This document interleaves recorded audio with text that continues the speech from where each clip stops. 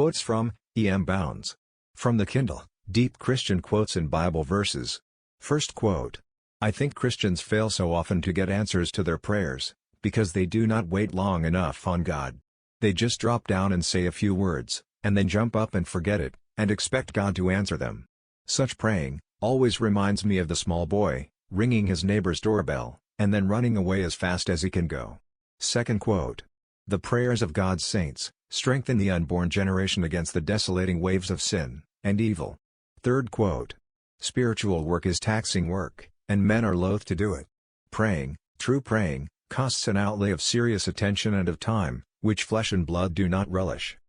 Fourth quote. True prayers are born of present trials and present needs. Bread for today is bread enough. Bread given for today is the strongest sort of pledge, that there will be bread tomorrow. Victory today is the assurance of victory tomorrow. Our prayers need to be focused upon the present. We must trust God today, and leave the morrow entirely with Him. The present is ours, the future belongs to God. Prayer is the task and duty of each recurring day, daily prayer for daily needs. Fifth quote. Prayers are deathless.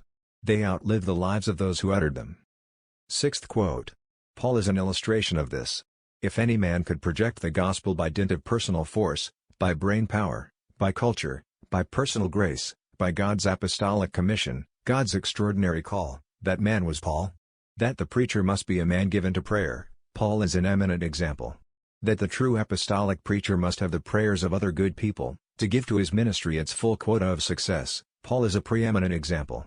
He asks, he covets, he pleads in an impassioned way for the help of all God's saints.